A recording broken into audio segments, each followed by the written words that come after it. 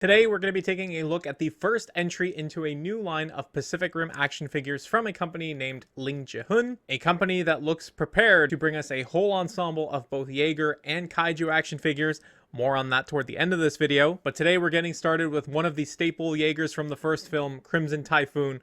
Let's get right into it.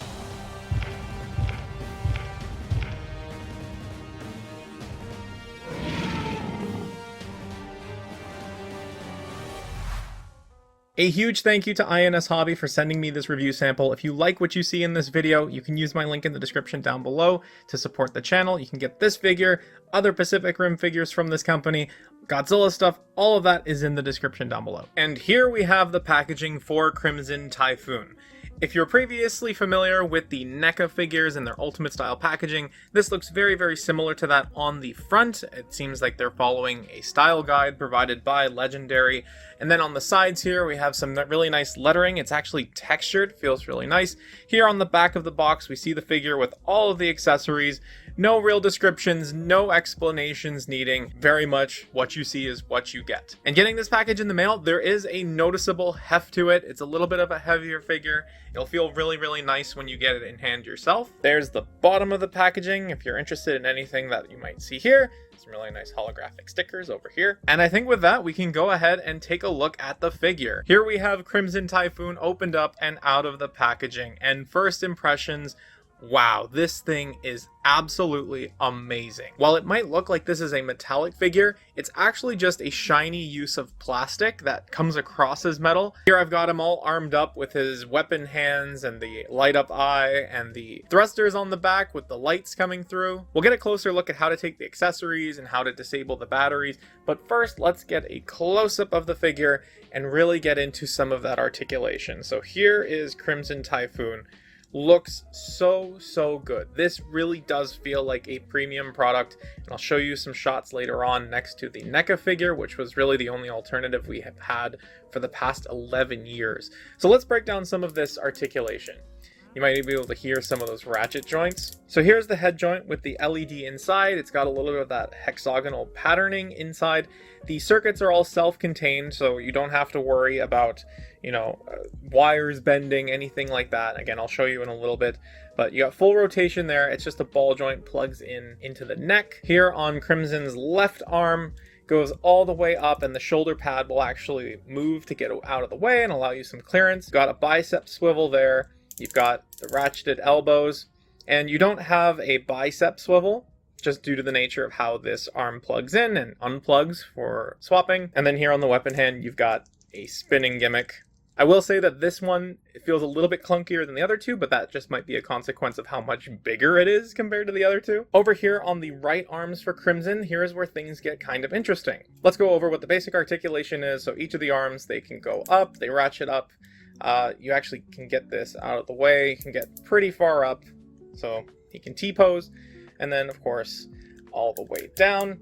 My joints here are really stiff compared to the ball peg that it comes in on, so it just takes a little bit of doing, but all is good there. Full rotation. I don't think it rotates down here, and it might not need to because you get the rotation up here. Wrists come in like this, and you can also rotate them. Now these panels is where it gets rather interesting, because in a standard sort of default pose for Crimson Typhoon, this is what it should look like. However, if you want to get the arms up, this would actually collide in. There wouldn't be enough clearance. So what they've done is they've added a double hinge swivel system here so that you can bring the panel down and then lift the arm up all the way so that it looks rather consistent with how the arm might look in its more downward position. This is really ingenious, and it really just shows an extra level of detail and care taken into the figure. Taking a look at the torso and waist, we've got one ball joint situated up in here and one down in here, so you could do like a little bit of a shimmy side to side. This joint here just sort of floats like a Monster Arts figure to create a seamless look no matter what position you get him into. Down here at the legs, it's similar for both legs. You've got a thigh swivel as well as a ball joint. Coming down to the knee, you've got a ratchet joint down here. This joint here is not a ratchet, but you will notice a piston, which is a very cool detail.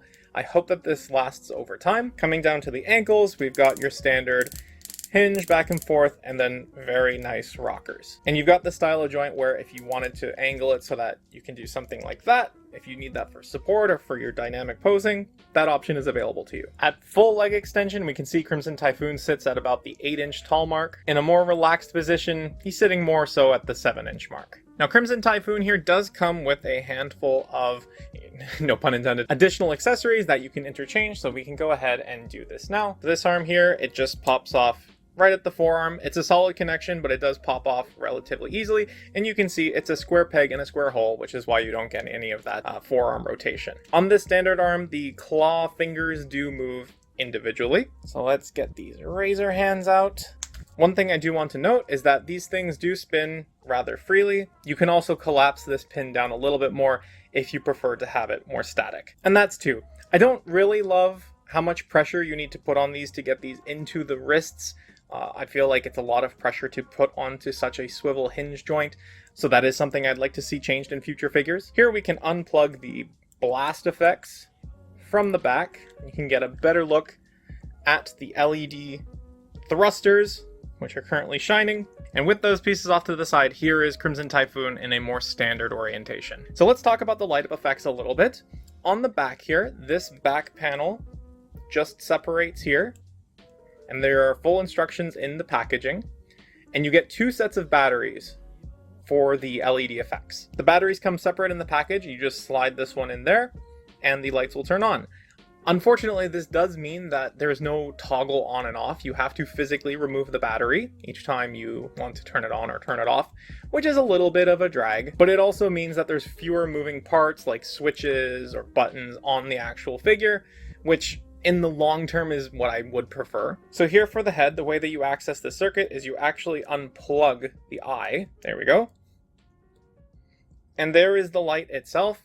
It is a very small circuit. I use a pair of tweezers to actually remove it very carefully, and there is a slot for 2 of the smaller batteries that come in the package. One thing I forgot to mention is that there are peg holes on the bottom of the figure if you need it, but it is relatively easy to balance and easy to display. Here is the Crimson Typhoon figure posed with the old NECA one from 2013. Now this figure, when it first came out in 2013, $20 was a great figure for the price point. In 2024 dollars after inflation, this thing roughly equates to about $27. If this was released for $27 in today's market, I still think that this would be a decent option. This figure actually was the highlight of Wave 1 for many people. It sold out very early on. In Wave 2, Striker Eureka also sold out, and then before Wave 3, they actually reissued this figure as part of their Essential Jaegers collection so that people could get back up to speed before the next wave of figures. This figure here sits in at about $75 if you use my link in the description down below. Depending on where you get it from, you may see differences in price and fluctuation. Some people may need to pay more to import it, so they're charging you a little bit more to sell it to you. But at $75 from INS Hobby, I think that something that is almost triple the price is more than triple in terms of quality. Getting these two up in the camera, you can see how a lot of the detail that NECA was able to capture is present on this Lingjihun figure, but it's enhanced by additional paneling, additional detailing. It really just is a massive, massive improvement. I really like this figure. You know, I have a lot of nostalgia for it. I've been able to keep it together this whole time for the past 11 years. I love this thing. I don't plan to get rid of it, but in terms of room on my bookshelf and display, this figure absolutely takes the cake. It is so good. It feels like a premium product. At the $75 mark, I'm so impressed by what they've managed to do here. Here's the Ultimates minus color from Super 7. Here is the Energized Godzilla from Hiya Toys. These are just some figures that I had on hand within easy reach for a little bit of a size comparison. Here we have some of the other NECA Jaegers, and you can see Crimson Typhoon fits in really, really well, except for the fact that the final detailing is so much better than these two. Here's Leatherback and Otachi for another size comparison with NECA's Kaiju. And just for fun, there's the Titanic Creations Gorgo. I really, truly cannot express how impressed I am with this figure. If you're a Pacific Rim fan, I think that this is an absolute slam dunk. No questions asked. This is what a premium product should be for the price that you're paying. $75 US prior to taxes and shipping. I actually had this figure on pre-order a long time ago from a Canadian retailer, and it just took forever. I think it's still on pre-order, even though it was due a long time ago. I ended up canceling this figure because I just had other expenses come up. I'm so happy that INS Hobby decided to send me this, and I am really glad to have it into my collection. There's one last close-up of the figure, of the detailing. Absolutely amazing. I just want you to hear these ratchet joints for a second.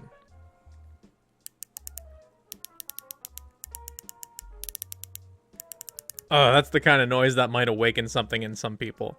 Not me, obviously. Unless. I do have my minor gripes with the figure and how much force is required to add the wrists and swap them out. That's not something I intend to do a lot of.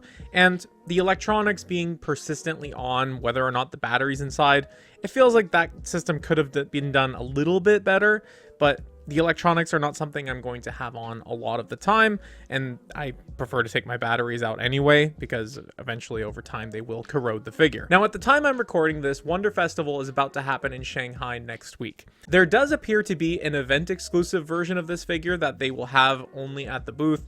Maybe some units will go up for sale elsewhere. I mean, that seems to be a common theme going on with that event. We're not really sure what's going to happen to some of those figures. But in terms of other figures coming from the line, we do have a Gypsy Danger up for pre-order. You can get that at INS Hobby down in the link description. You can put down a deposit, or you can pay the full thing off and get a little discount. And official solicitation photos for the Gypsy Avenger figure from Pacific Rim Uprising are starting to come out. I anticipate we'll see more when Wonder Festival begins. We've seen at least one gray prototype of Slattern, the big bad kaiju from the first movie. And then earlier this year, there were what appeared to be gray prototypes of Otachi, Leatherback, and Knifehead.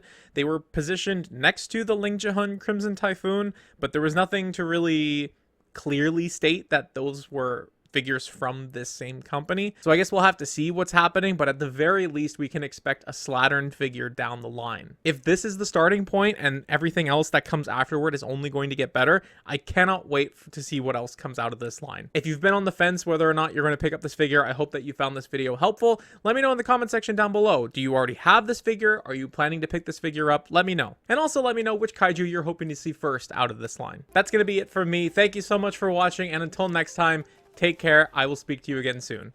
Bye-bye.